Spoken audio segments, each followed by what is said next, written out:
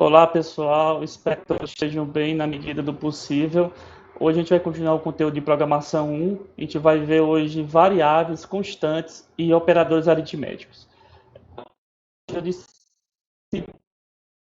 geralmente eu apresento um pouco dos conceitos, após isso eu apresento um exercício, né, tento resolvo com vocês, apresento o passo a passo para vocês. Desta vez eu decidi trazer o exercício para o começo, né, para a gente, é um exercício bem simples, é desenhar a bandeira do Japão, que nada mais é do que botar um círculo vermelho no fundo branco, né, mas a gente vai sentir a necessidade de saber utilizar variáveis, constantes no caso, não, variáveis principalmente, e os operadores para resolver esse problema.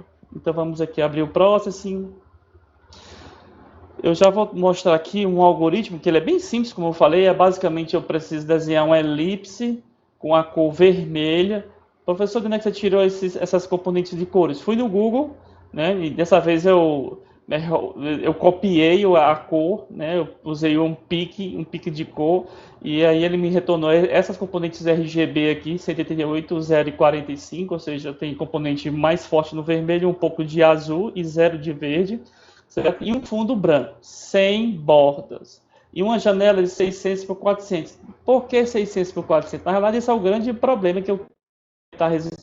É diferente da bandeira do Japão, dando assim, o meu código de forma automática, de forma rápida. Eu quero agora fazer a bandeira do Japão pequenininha, para ser tipo um ícone. Como eu mudaria meu código aqui? Tipo 90 por 60. Por que 90 por 60? Porque eu procurei no Google e eu sei que a bandeira do Japão, ela, por lei, ela tem uma proporção de 3 por 2. Então, se eu colocar 90 de largura, dividido por 3, né? Então ela tem um valor de 30. Então, como é 3 por 2, então ela tem 60 de altura. Então é 3 de largura por 2 de altura, certo? Bom, eu preciso desenhar essa elipse, porque eu preciso alterar aqui nessa minha figura geométrica. Toda vez que eu mudar o tamanho, eu tenho que mudar os parâmetros da minha elipse, do meu círculo. Então, se a minha elipse está bem no meio, então eu tenho que usar metade da largura, metade da altura. Ok, e o tamanho do círculo? Como é que eu sei? Como é que eu defino? Bom, como é só um exercício, você pode, pelo sentimento, vamos dizer assim, pela sua análise, pelo olho, definir mais ou menos qual seria o tamanho dela, mas eu procurei no Google, eu sei que o tamanho daquela elipse, né, o diâmetro dela é 3/5 da altura. Então, 3/5 da altura. Então, o que eu vou fazer? Multiplico 3/5 da altura, é a mesma coisa eu multiplicar por 3 dividido por 5 dá 0,6. É 0,6 vezes 60. Ou 3 vezes 60 180 dividido por 5 dá 36. Né? Como é um círculo, então tem a mesma largura e a mesma altura. E assim, opa, eu não botei metade da altura. E aí eu teria a bandeira do Japão pequenininha. Agora, se eu quisesse aumentar o tamanho dessa bandeira para ela tivesse 1.200 de largura, né? Ou 1.180 de largura, tipo, para ser tipo, Full HD, não ia ser exatamente Full HD porque as proporções não seriam exatamente iguais, né? Mas como eu alteraria meu código? Precisaria vir aqui, mudar a largura, a altura, e precisaria recalcular tanto a posição da elipse como o comprimento e a largura dela, né? O diâmetro desse círculo. Então, não é um processo muito inteligente, não é um processo muito automático. Então, como eu resolveria isso? Aí é onde vem o objetivo da aula de hoje, que é utilizando variáveis. Certo? Então, ao invés de utilizar sempre valores fixos, eu vou utilizar uma variável, já explico porque que tem esse int aí na frente, que é o tipo da variável. Eu vou chamar uma variável chamada largura, certo? Que vai receber o valor que eu estou atribuindo ali em size ali em cima, certo? Eu vou copiar aqui, tá, a altura, e por exemplo, eu vou fazer agora uma de 900 por 600. Certo? Então, eu quero agora uma bandeira de 900 por 600. Está mantendo a proporção de 3 por 2? Sim, essa é a questão agora, que por enquanto não está automatizada. O valor de largura e altura tem que manter essa proporção de 3 por 2. Na realidade, esta aula, este exercício, vocês vão trabalhar nele também na cadeira de matemática pela multimídia, só que lá vocês vão trabalhar com uma forma de criação um pouco mais refinada, utilizando módulos. Né? Aí você só define um valor de uma variável e ela constrói a bandeira toda em cima do valor dessa variável, desse módulo. Mas aqui, por enquanto, só que importa para mim, por enquanto, é só a altura e a largura. Então, com a altura e a largura, eu vou agora calcular quais seriam os parâmetros do meu círculo central, né? É o que eu preciso alterar aqui. Então, vai ser a largura dividido por 2, porque ele está bem no meio, e vai ser a altura, a posição dele, dividido por 2, está bem no centro. Bom, agora eu preciso calcular qual é o diâmetro desse círculo. Como eu falei para você, eu procurei no Google e eu sei que o diâmetro desse círculo é 3/5, certo? Da altura. 3/5, se eu for fazer logo a proporção aqui, é 0,6 vezes a altura, certo? E é um círculo, ou seja, quer dizer que ele tem a mesma largura e a mesma altura, então vou repetir esse valor aqui nesse parâmetro. Então, eu executando aqui, não funcionou. Óbvio, porque eu tenho que aumentar o tamanho aqui em cima. Desculpe, agora eu tenho minha bandeira do Japão, 900 por 600. Se eu quiser agora utilizar 810 por 270. 810 por 270. E executar? Opa, 810 3 vezes...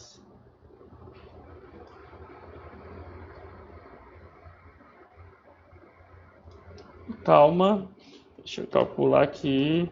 Se ela tem 810 de largura, dividido por 3, a 270. Sim. Desculpa, 540. Eu acertei o valor, mas esqueci de multiplicar por 2. 540. Certo? E aí eu tenho a proporção. Então, desta forma, está uma forma quase automatizada, vamos dizer assim, de alterar, porque agora eu não estou mais modificando os parâmetros lá da minha elipse, eu só altero aqui em cima. Né? Professor, por que você não simplesmente colocou essas variáveis para o começo e usou largura e altura aqui? Infelizmente não funciona. Até o próximo já reclama, certo? Ele não aceita você colocar variáveis no size, certo? Então isso a gente vai discutir depois porquê disso daí, quando a gente estiver descrevendo um pouco mais como o process funciona. Então, infelizmente, você não pode utilizar variáveis aqui dentro do size. Você tem que, para essa função size especificamente, você não pode atribuir variáveis.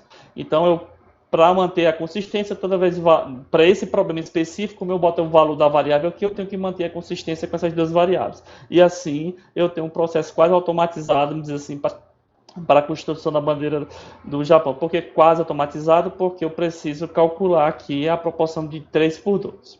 Tá bom? Então esse é o objetivo da aula de hoje, falar um pouco sobre a utilização de variáveis, certo? A automação desse processo, automatização desse processo de automação desse processo de desenho, né? Utilizando variáveis, como nesse caso aqui. Aqui eu vou falar um pouco sobre expressões aritméticas, tipo como está aqui, 0,6 asterisco a altura, né, que é vezes a altura, né, utilização dessas expressões aqui. Variável aqui também, diâmetro, e botar essa expressão aqui dentro, e usar essa variável aqui, ficaria até mais, assim, fácil de ler o código, de entender o código, porque eu estou utilizando uma variável para definir o diâmetro, certo? Então, no final das contas, não muda muita coisa, mas é para você organizar melhor o código. Ok? Então, vamos agora voltar para a nossa aula, apresentando um pouco dos conceitos e dos fundamentos. Bom, para que serve variáveis e constantes? Para guardar e alterar informações. certo? Então eu preciso dessas estruturas para guardar, como no caso da bandeira do Japão, eu estou utilizando largura e altura para guardar informações que eu vou utilizar para desenhar a bandeira do Japão. Bom, para isso, é preciso definir onde você vai guardar essa informação, né? Onde você vai guardar, no caso, a informação da largura, dentro de uma variável com um nome que você vai atribuir para ela. Largura, altura, é o nome dos dados sendo armazenados. Onde você vai guardar isso? Que tipo de dado será armazenado? Se esse dado é um texto, se esse dado é do tipo inteiro, é do tipo ponto flutuante. Na verdade, por que existe esse tipo de dados? A gente vai explicar um pouco mais lá para frente, por que o computador trabalha com definindo um tipo de dados, porque ele não é tão inteligente para perceber qual a diferença de um tipo de dado para outro. E que valor será armazenado, que você vai atribuir a essa variável. Qual a diferença de variável e constante? Já adiantando um pouco, vou falar um pouco no final da aula sobre constante. A diferença principal é que variável, pelo próprio nome está dizendo, você pode alterar o valor dessa variável durante a execução do programa. Enquanto que constante, não. Ele tem um valor fixo e inalterável durante toda a execução do programa. É bem simples. Variável você consegue mudar e constante você não consegue. Mais na frente eu explico onde se utilizar um ou outro. Bom, uma coisa importante que vocês têm que aprender, então ela vai ser um pouco meio que mostrando conceitos e um pouco de fundamentos. Para definir o nome de uma variável, você pode usar letras, números e o underline. Então você não pode utilizar espaço, você não pode utilizar um número na frente do nome da letra, tipo, você pode ter assim, uma variável chamada x, mas não pode colocar uma variável chamada x1, mas você não pode ter uma variável chamada 1x, certo? Então, você não pode usar números na frente de letras. A primeira, na verdade, você pode usar número durante a variável. Após, não pode ser o primeiro caractere da variável. A partir do primeiro, que é uma letra, você pode colocar qualquer valor, qualquer letra, qualquer número após o primeiro caractere. Não usar acentos, não usar espaço em branco e usar, isso aqui não é uma regra, mas é mais uma sugestão, usar a notação camelo. Por exemplo, nome, variável, exemplo. Estão percebendo que o próximo da notação camelo é você colocar a primeira letra sendo minúscula e como é a composição de várias palavras, essas outras palavras vão estar a primeira letra em maiúscula. Para quê? Para quando você olhar para essa variável, esse nome, você perceber que é uma composição de mais de uma palavra e onde está o final e o começo de uma palavra. Então é a notação camelo, porque é referente a essas concovas, né? Esses relevos que estariam no nome dessa variação de minúsculo e maiúsculo. Bom, o que fazer com variáveis e constantes? Primeiro, eu preciso declarar uma variável, dizer qual é o seu tipo, eu preciso atribuir um valor inicial, às vezes nem não é necessário, e depois eu atribuir valores para ela. Imagine que variável é como se fosse uma caixa, certo? Você tem uma caixa e você vai guardar um valor dentro dessa caixa.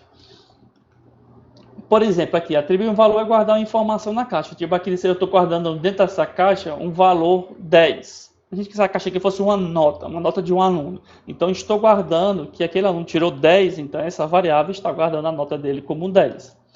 Bom, toda vez que eu preciso consultar a nota desse aluno, eu chamo essa variável e eu vejo ela, eu posso imprimir na tela, eu posso colocar como texto no programa, e aí essa variável vai estar guardando essa informação. Então esse valor pode ser consultado, pode ser lido, por exemplo, usado uma expressão para calcular uma média, ou ele pode ser impresso, ser colocado na tela. Bom, isso é na teoria, agora eu vou mostrar um pouco como se fosse em código, como se fosse não, no código. Aqui eu trouxe uma tabelinha, né, que eu vou sempre tentar fazer essa relação de pseudocódigo e processing. Em pseudocódigo, como é que eu definiria, declarava uma variável? Aqui eu estou usando a notação camelo, pos(x), representando a posição no eixo x de um objeto. Aqui em pseudocódigo você diz o tipo, no caso é do tipo inteiro, pos(x). Daqui a pouco eu falo um pouco mais sobre os tipos possíveis, né? No inteiro tem a mesma relação com a matemática, né? É um número inteiro, um número ponto flutuante, o real. E no processing eu não tenho esses dois pontos, é o int, né? uma simplificação do nome de integer, o int e o POSIX. Aqui na inicialização, em pseudocódigo ele usa uma setinha, né? Quando você está escrevendo no papel, você usa a setinha. Aqui no código é o menor que e o menos para representar a setinha. E aqui eu estou novamente inicializando a variável, estou declarando a variável do tipo inteiro, ao mesmo tempo inicializando ela com um valor, no caso 0. Bom, aqui nessa última passo eu estou atribuindo um valor. Você declara a variável apenas uma vez. Geralmente você coloca isso, eu vou explicar um pouco mais onde declarar a variável, né, que é o escopo, onde você vai declarar essa variável. Mas inicialmente você coloca lá, como nós estamos utilizando agora, lá no topo do programa, você declara ela e durante a execução do programa você vai estar alterando o valor dela. Por exemplo, como é que altera um valor? Aqui no POSIX recebe 10 e aqui no próximo POSIX é igual a 10. Estou alterando o valor. Nesse caso, com a atribuição de valores, eu não preciso mais colocar o int na frente. Eu só apenas no começo que eu preciso dizer qual é o tipo dele, a partir daí eu posso só chamar ele e estar lendo, imprimindo, usando ele expressões e como lá no que a gente trabalhou na bandeira, né? Eu disse que largura do tipo inteiro era 810 e aqui eu estou utilizando largura sem ter o int aqui na frente. Bom, variáveis também pode receber expressões aritméticas. Por exemplo, aqui, tipo, inteiro nota recebe 10, a mais simples. O inteiro nota, soma, ela vai receber uma soma de 4 mais 6. Né? A soma vai guardar o valor de 10, o resultado dessa soma. Certo? Aqui, o inteiro x recebe a largura da tela mais 5. Né? X é igual à largura da tela mais 5. Tá aqui representando um próximo pseudocódigo. E aqui, a área do tipo inteiro vai ser a largura vezes a altura. Aqui no próximo inteiro a área recebe largura vezes a altura. É uma expressão aritmética que eu estou calculando aqui e aguardando nessa variável. Bom, incrementando uma variável. Para quem já sabe programar é uma coisa bem trivial, mas para quem está começando a programar, incrementar, atualizar o valor da variável não é uma coisa tão simples de entender. Aí, por isso que eu trouxe aqui a analogia da caixa, né? Já pensando em chegar nesse momento de explicar como é que eu incremento uma variável. Então, imagine que eu tenho uma variável que vai estar contando quantas notas, por exemplo, o aluno tem, quantas tarefas o aluno escreveu, ou contando quantos quadrados tem na tela, quantos círculos tem na tela. Então, a variável que vai estar sendo atualizada, sendo incrementada, né? Então, para eu incrementar, atualizar um valor numa variável, eu preciso consultar o valor anterior, por isso que a ideia da caixa lá. Então, eu vou lá na caixa, pego o valor que está lá, faço uma atualização, um incremento, nesse caso que é incrementar, né? Mais um, incremento mais um, e depois devolvo na caixa. Então, vou lá na caixa, pego o que está lá dentro, modifico, atualizo, no caso eu estou só incrementando de 1 e devolvo lá na caixa. Então, é consultar o valor anterior, incrementar e guardar o valor na caixa, o novo valor. Isso em código, como é que funciona? Ora, aqui, ó, inteiro, imagina assim, eu tenho uma nota chamada inteiro, que é igual a 10, eu quero incrementar mais um. A nota vai para 11, né? Em MAME isso é possível, viu, pessoal? Se você estiver em matemática aplicada multimídia, sua nota pode ser até 11. Né? Não na média final, mas durante a disciplina pode chegar até 11. Então, você pode incrementar a nota em 1. Como? Olha só o código aqui, ó. Nota, em pseudocódigo, recebe nota mais 1. Para quem não é acostumado com as linguagens de programação, fica estranho. Nota recebe nota mais 1. Aí faça essa analogia com a ideia da caixa. Então é como se eu fosse lá na caixa, pegasse o valor que tem nota, somasse mais 1 e devolvo na caixa. Então nota mais 1 vai ser atribuído à nota. Então estou atualizando o valor de nota. Aqui no Processing é a mesma coisa aqui, né? Nota é igual a nota mais 1. Então estou pegando o valor que está lá, né, incrementando de mais 1, depois guardando na variável novamente. Eu posso incrementar de 1 em 1, eu posso incrementar de 5 em 5, eu posso incrementar duplicando o valor, triplicando, que eu vou mostrar aqui.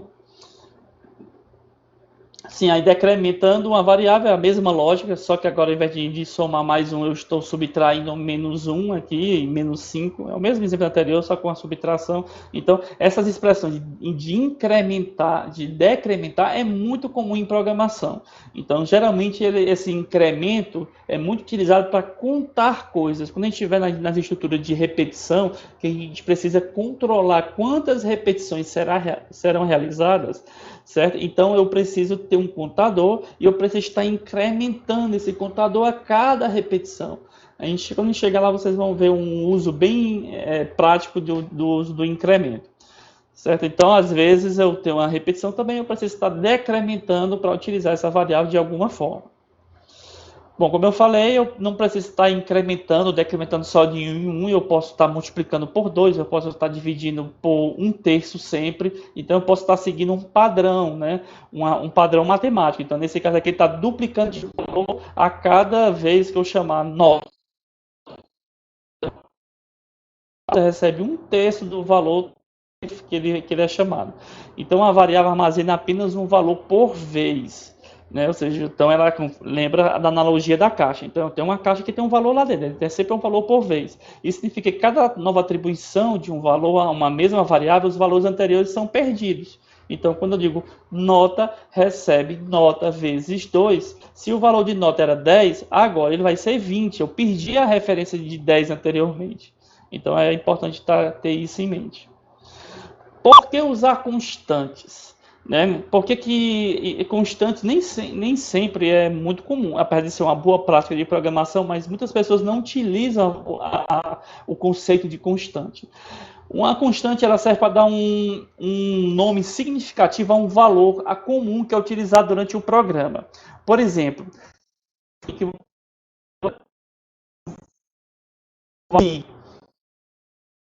tem um valor lá que é um conjunto de números que tende ao infinito, que não tem um padrão geométrico, né? Ou seja, não é a sequência definida. Então é 3.14.15.926539 e por aí vai. Então isso aí, se eu quisesse guardar só essa quantidade de números, que já seria suficiente para o que eu quero desenhar para minha precisão, por exemplo. Então toda vez que eu for utilizar a pi, eu chamar, ou fazer algum cálculo, eu tenho que digitar todos os números, decorar todos os números. Não. Qual seria uma forma mais inteligente, mais prática de utilizar isso? É pegar uma variável constante, certo? Por que constante? Porque eu não vou alterar esse valor é constante, é fixo, então eu não vou permitir que em nenhum momento do programa esse valor seja alterado. Eu digo que esse valor constante vai receber esse número e eu estarei chamando essa variável, consultando, lendo essa variável durante a execução do programa. Esse valor poderia ser declarado com variável? Poderia chegar a dizer assim,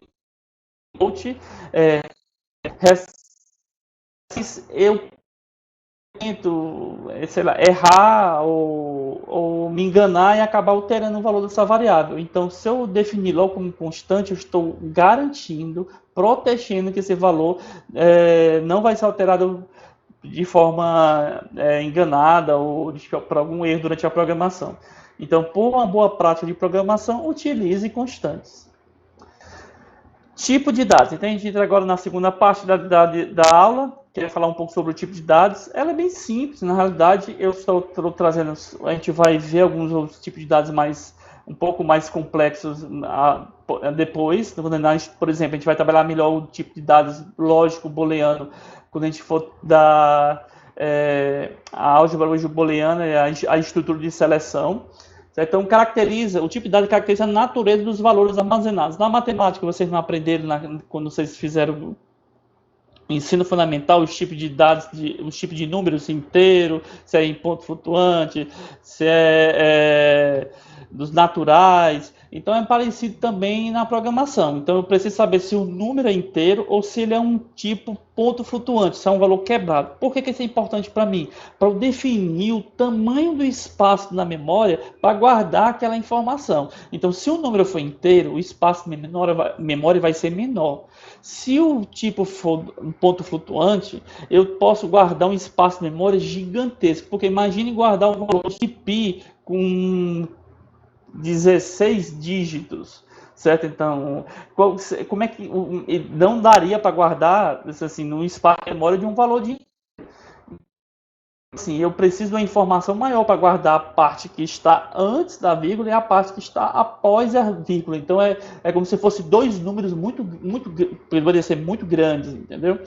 Então define o que você vai guardar. Outra coisa, eu estou falando de números, mas eu posso dizer, por exemplo, que do tipo booleano, lógico que é só verdadeiro e falso, eu só preciso de um tipo de dados bem pequenininho, que é para dizer assim, está ligado ou está desligado, é verdadeiro, é falso. Então ele é muito menor do que qualquer outro tipo de dado. O caractere, por exemplo, ele é um tipo de dado nem tão pequeno como o lógico booleano, mas ele não é tão grande quanto os inteiros e os pontos flutuantes, porque ele representa um espaço memória para representar uma letra, né? Um chá, um caractere, uma letrinha.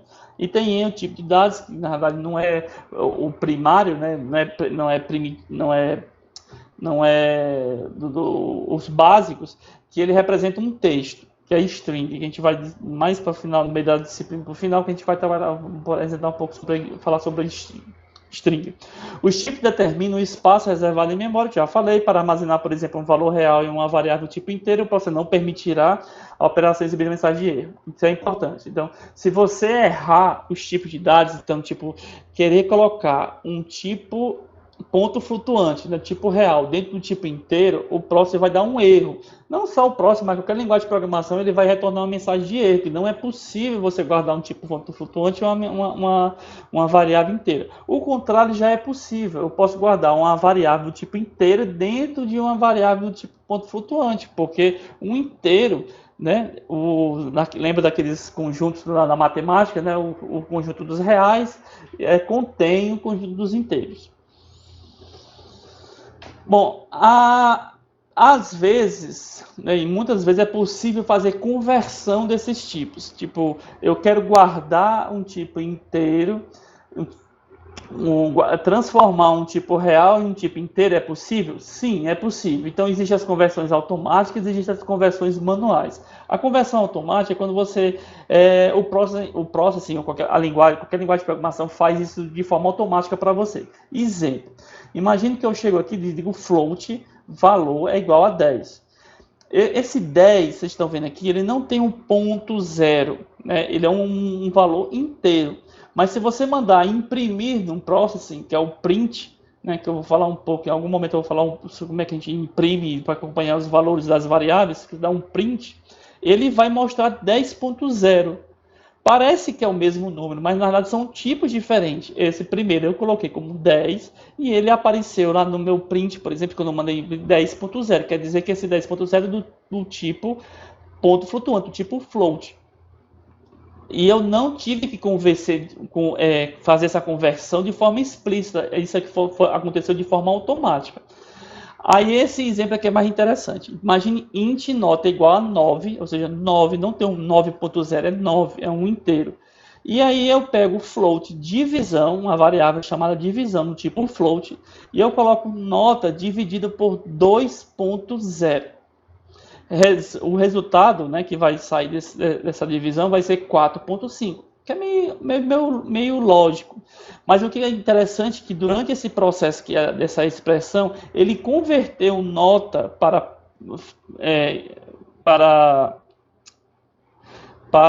ponto flutuante, né, para poder dividir por 2.0 e dar o valor de 4.5. Certo? Então há uma conversão automática aqui também. E olha interessante esse 2.0 aqui. Professor, por que você colocou 2.0 aqui? Porque se eu não colocasse 2.0, o resultado que sairia aqui seria 4.5? Não seria 4.5, que é exatamente a pergunta que eu faço aqui nessa divisão aqui. Imagine uma variável inteira, valor, chamada valor, que recebe igual a 7, e eu em outra variável, ponto flutuante, float x, vai receber igual a valor dividido por 2. Qual é o valor de x? Vocês, a maioria que não estão acostumados com programação, a resposta é meio trivial. É claro que é 3.5, mas em programação não é 3.5. O resultado desse daqui seria 3. Mas por quê? Ora, porque eu estou trabalhando com divisão de inteiros. certo? Então, o valor aqui, vocês estão vendo aqui, é do tipo inteiro. E esse 2 não tem 2.0, é 2. Esse 2 também é inteiro. Então, eu estou trabalhando com divisão inteira. Quer dizer que na divisão que é flutuante, na divisão inteira, se eu por 2, o resultado não pode ser um valor que não seja inteiro, tem que ser um resultado inteiro. Então, um valor mais próximo a isso, ele ignora a parte quebrada, né, o ponto 5. Então, 7 dividido por 2 vai resultar em 3, que é só o resultado inteiro. Então, cuidado com a divisão de inteiros. Pessoal, eu falo isso todo semestre, né? E vocês, é natural, né? Que vocês vão aprendendo com o tempo. Sempre cai algum problema em alguma divisão de inteiros. Uma divisão inteira não pega no inteiro de não vai ser o valor que você esperava. Então, cuidado, até coloquei aqui, cuidado com a divisão de inteiro. Então, 5 dividido por 2, em divisão de inteiros, é igual a 2, não 2,5. Certo? Pois 5 e 2 são números inteiros. Aqui. 5 e 2 são números inteiros. 5.0 dividido por 2 é igual a 2.5. Aí sim, porque neste caso 5.0 não é um inteiro, é um ponto flutuante. E eu consigo dividir um ponto flutuante por um inteiro? Consegue, porque aqui ele está fazendo a conversão automática, a gente já comentou anteriormente. Ou seja, ele tá, no final das contas, ele não está dividindo um ponto flutuante por um inteiro. Ele está convertendo automaticamente esse 2 por 2.0 e fazendo a divisão de 2 pontos flutuantes para dar 2.5, pois 5.0 é um número do tipo real, do tipo ponto flutuante, float. 5 dividido por 2.0 dá 2.5 também, porque eu só fiz colocar um dos dois números como ponto flutuante. Então, se um dos dois números na divisão é ponto flutuante, o resultado vai ser um ponto flutuante, que ele acaba convertendo de forma automática o outro número. Então, uma dica muito importante, toda vez que você for fazer uma divisão, toda vez que vocês forem fazer uma divisão, preste atenção no tipo dos dados. Você quer que essa divisão seja inteira? Ok, preste atenção que os dois números precisam ser inteiros. Você quer que essa divisão resulte em um valor ponto flutuante? Então, um dos dois números ou os dois números tem que ser ponto flutuante. Vocês têm que estar muito atento a isso. Então, é muito comum, vocês nem imaginam como é comum errar a divisão por inteiros. A conversão manual. Então, float nota, nesse caso aqui, vai receber, nota do tipo ponto flutuante vai receber esse valor 9.4.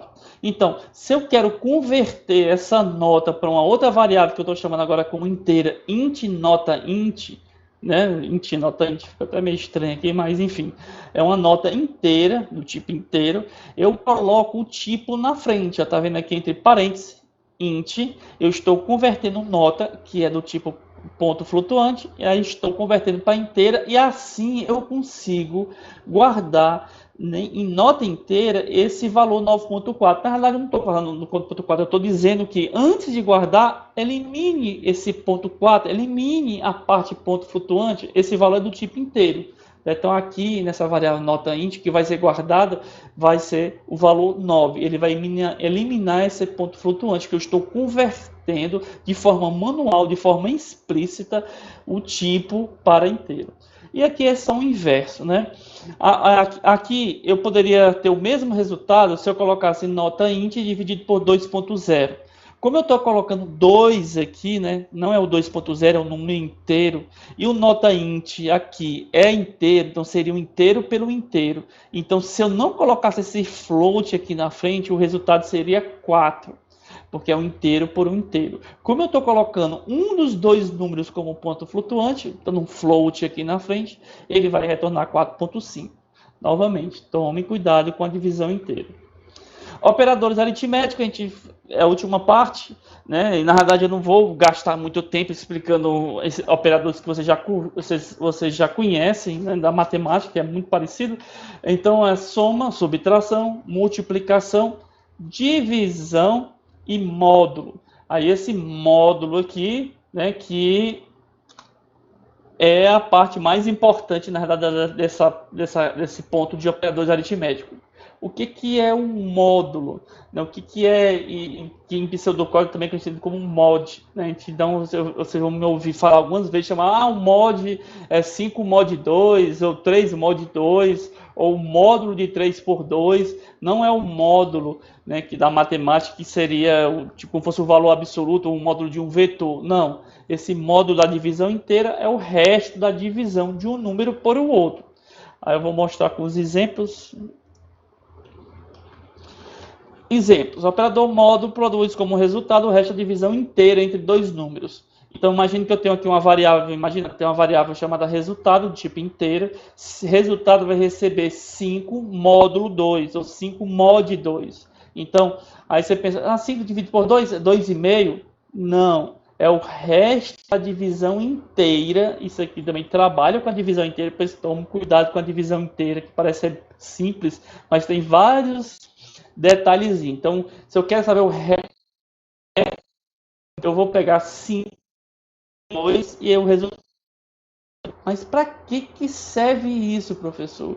Imagine se eu preciso verificar se o número é par ou ímpar.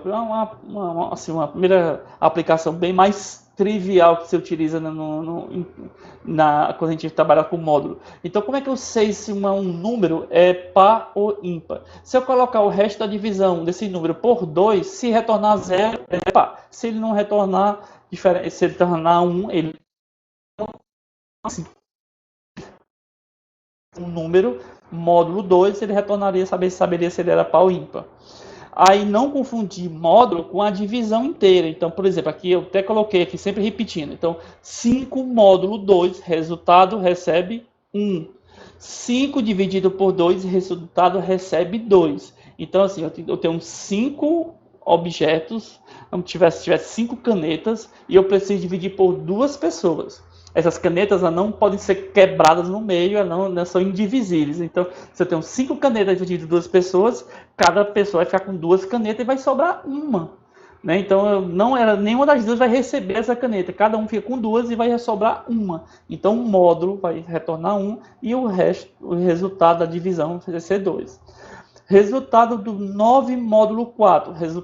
O resultado recebe 1 e a divisão de 9 por 4, 2.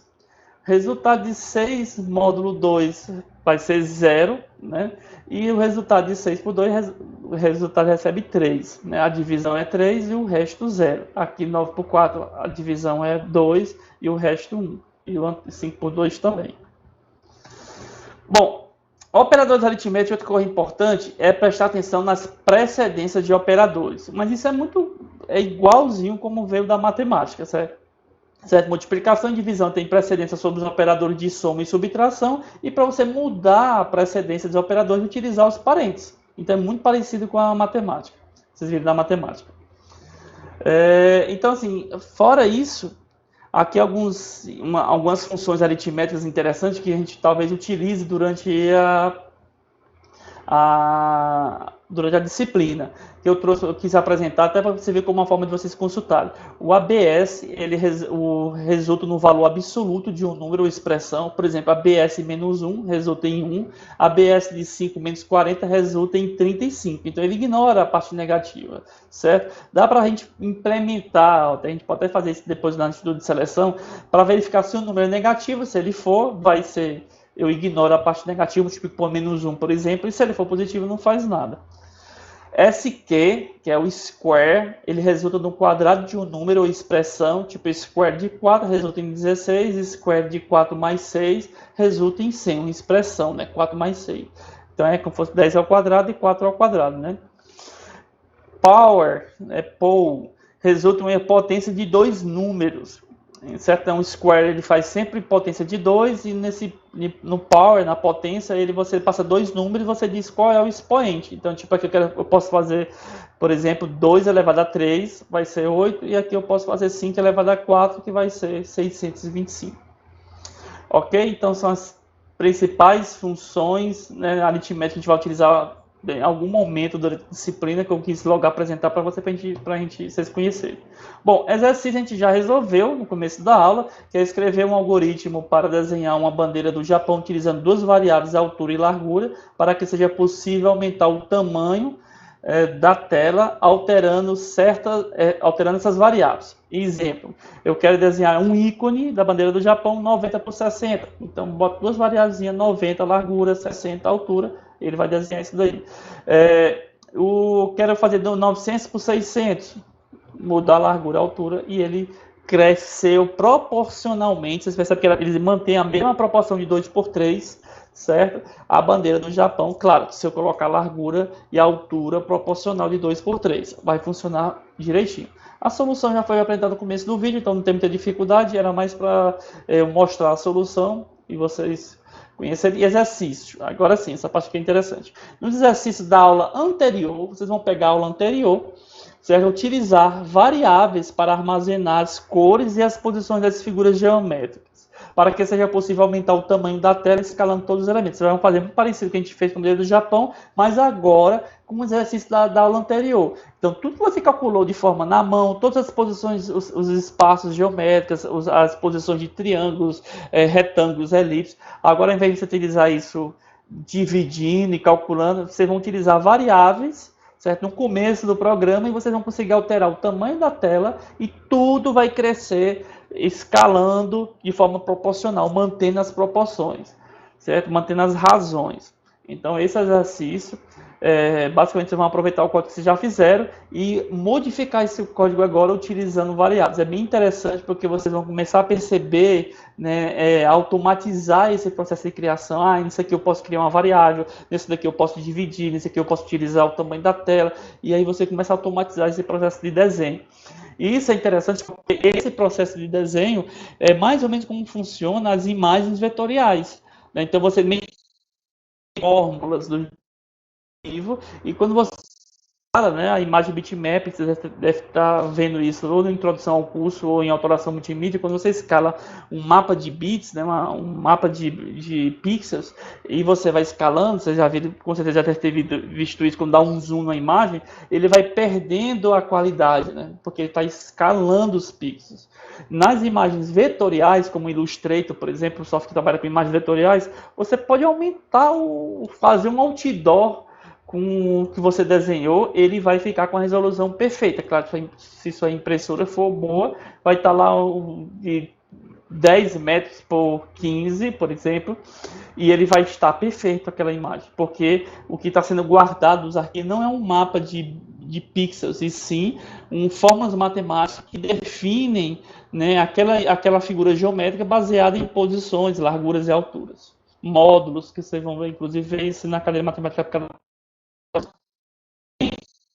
A aula, nós ficamos por aqui, 42 minutos, eu achei que ia ser até menor, sempre eu acho que a aula vai demorar vai ser menor.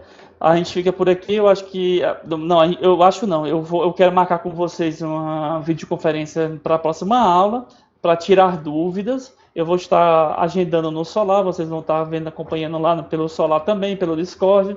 Eu espero que vocês todos fiquem bem, né, e até a próxima aula.